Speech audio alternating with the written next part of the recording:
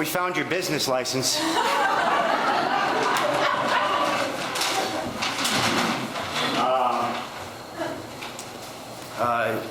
She's magnificent because she is exactly who she is, and as a result of what Martha has done, citizens of Fauquier County have launched a news site called FauquierFreeCitizen.com. We're going to give you all some stiff competition. No, we're very grateful for what Martha has done to stand up for everybody. Delegate Scott Lingamfelter has been fighting to protect freedom his entire adult life, serving 28 years as an officer in the Army, then as a legislator. He is an actual student of history and understands that there always will be those who will want to take away freedom, and that we need warriors like Martha to fight those people. Scott Lingamfelter is a warrior for freedom, and it is my distinct pleasure to introduce the sponsor of the Boneta Bill, Scott Lingamfelter.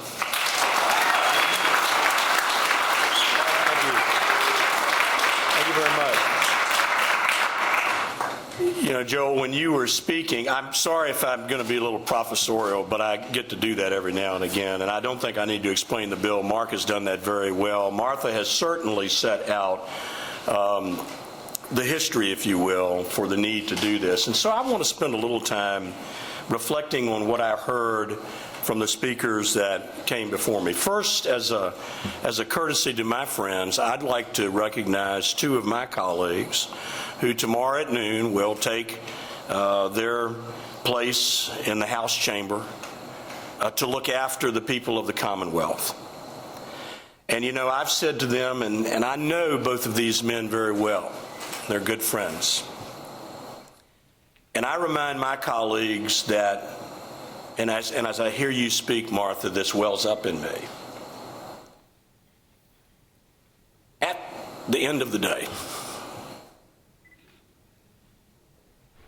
no one will remember our speeches, and they won't remember our bills.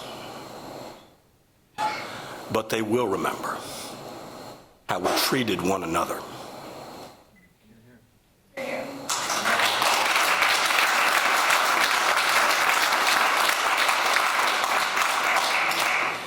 And I want to tell you that these gentlemen joined my caucus, Rob Bell, Ben Klein, both two, yes, by all means. By the way, if you didn't know, Rob has joined me in a strange form of lunacy. I'm running for Lieutenant Governor. He's running for Attorney General. And we crisscross paths all across the state, so I see him quite frequently. Glad to see you this morning. Hedrick Smith wrote a book some years ago called The Russians. And in that book, he details a particular scene that Joel reminded me of in his remarks. It was not about muffins, however. There was an attaché who was assigned to the U.S. Embassy in Moscow. And he was a studied fellow, but he thought he might take his golf clubs with him when he was assigned in the middle of the height of the Soviet Union, not knowing that there were no golf courses in Russia. And so when he got to the embassy and he had these clubs, they wound up occupying a corner of his office in the embassy. And one spring day when it was particularly warm, unusually warm for Moscow, he couldn't stand it anymore, and he took the golf clubs and he went outside to a little park in front of the embassy.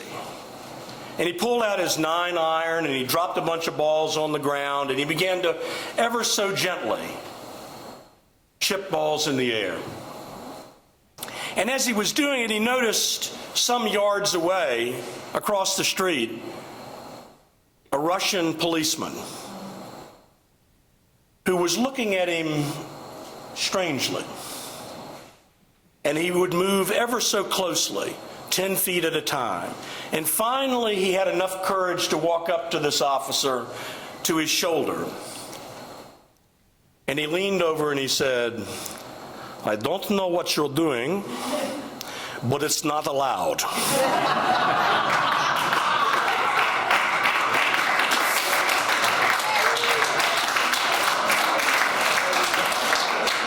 Martha, we know what you're doing. Clearly, it's not allowed. But we're going to make it allowed. We're going to make it allowed.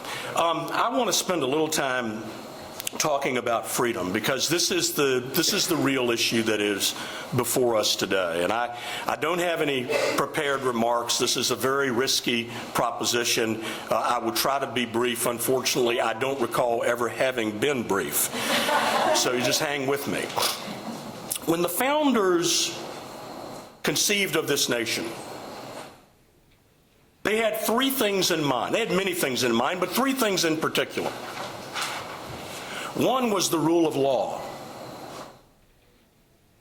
The second was the right to possess private property. And this was remarkably revolutionary, because in England you couldn't possess property without the permission of the sovereign. But here in this nation, you are the sovereign, and the electeds are the servants. And we have that sock turned inside out. And the third thing is a common American identity. That lecture is for another time. I want to focus a little bit on what we're really doing here today. When the founders rolled up their sleeves and considered, how do you get liberty? They understood, as Dr. Os Guinness has so clearly stated, that first you have to win freedom, you have to order freedom, and then you have to sustain freedom. Now, winning freedom really is no big deal. We did it. But so did the Russians. And so did the French. And so did the Chinese.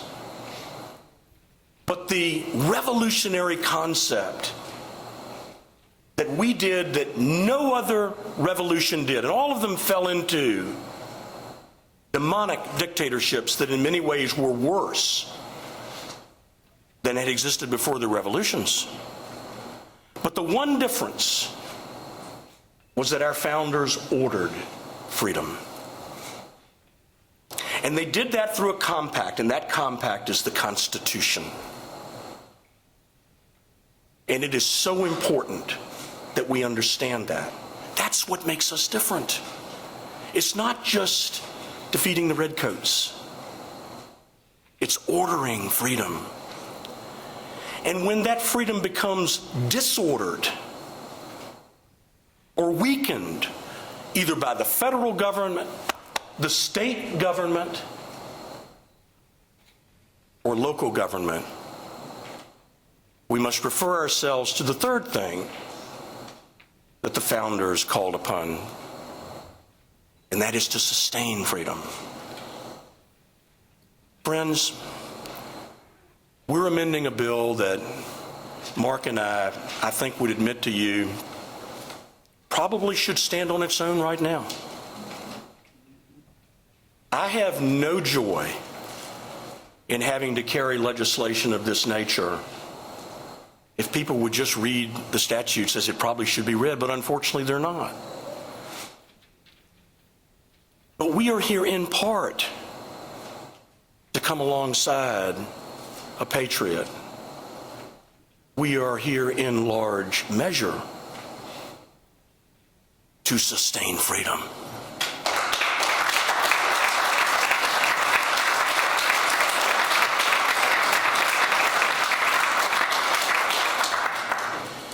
The Greek philosopher Polybius said that one of the great threats to freedom, the sustainment of freedom, is when the customs of a nation begin to tatter and fall away. He refers to it as a corruption of customs. And one of the key customs of this great nation is property ownership and the right to use your property as you so choose. And nobody here is talking about zoning allowing you to roll a rock star up in your backyard and disturb your neighborhood. That's not what this is about. This is not about putting a 15,000-foot windmill in your front yard.